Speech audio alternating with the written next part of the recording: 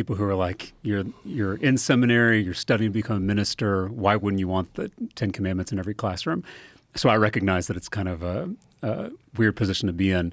But I grew up in a tradition that cherished the separation of church and state, not just because it protects the church or protects democracy, but it is what allows this democracy to happen where we can all have different faith traditions and live together in peace. And so any attempt to erode that boundary, I feel like I have a special obligation to speak out against it.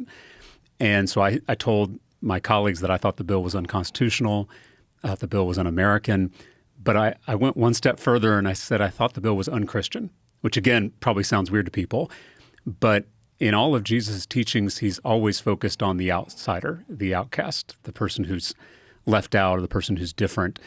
And so as a Christian, I think my concern is for the Muslim kid and the Jewish kid, the Hindu kid, the atheist kid who's sitting in a classroom who now has a poster on the wall forced by the government that says, your religion is inferior or you're not welcome here. And I just think if Jesus saw that, he would weep for those students and would demand that we love them as ourselves. And so that's why I kind of spoke out against the bill on theological grounds, not just constitutional grounds. So what is the bill? Could you explain? Yeah. So the bill forces every teacher in the state to display the 10 Commandments in their classrooms. Is this even in private schools? It's only public schools, because that's really where we have authority as the state legislature.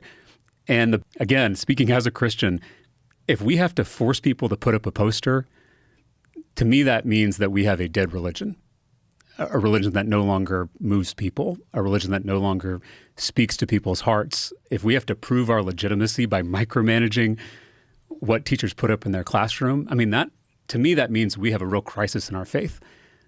We should be leading by example, not by mandate. I was a middle school teacher before I became a politician, so I know students. They have the best BS detector around, right? They are now going to, I think this bill will create a whole new generation of atheists who think that my religion, my faith tradition, that means everything to me, is more about power than it is about love. It just doesn't make sense that we've always had a separation of church and state. It's been very important. And that this imposing this on kids in school, in non-religious schools, just seems kind of crazy. Well, and the staunchest defenders for the separation of church and state throughout American history were Protestant Christians, Baptists in particular, right? The letter Jefferson writes where he first uses that phrase, a wall of separation between church and state, was to the Danbury Baptists.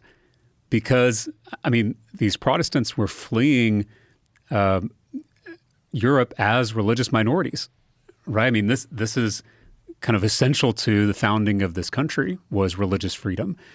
And so those Christians understood that once the government starts preaching your religion, starts making decisions about your faith, that doesn't lead anywhere good.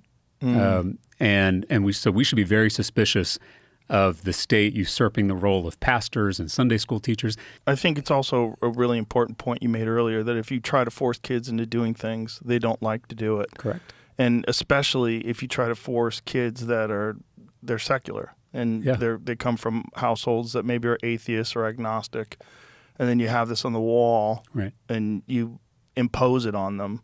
Yeah, they're going to think about it like they think about a lot of other government BS. As they should. Yeah. I honestly think that Christianity has a lot to share with the world at this moment of kind of crisis everywhere. But this, again, is giving Christianity and religious people broadly a bad name. Because this is what people think about religious people, that we're more interested in imposing our faith or our values or our beliefs on others instead of living it out ourselves.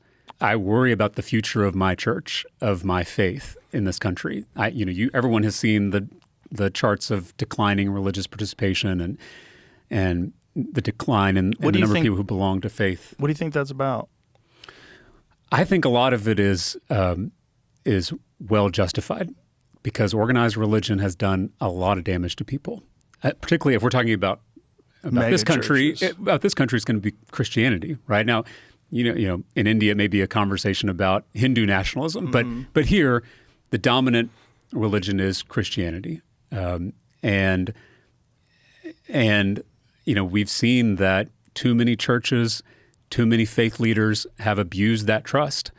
A lot of Gen Z, a lot of my fellow millennials, when they hear me talking about, my faith and how it informs my public service, they're like, I've never heard of this kind of Christianity, right? Like I was told that if you wanted to be a Christian, you had to hate gay people.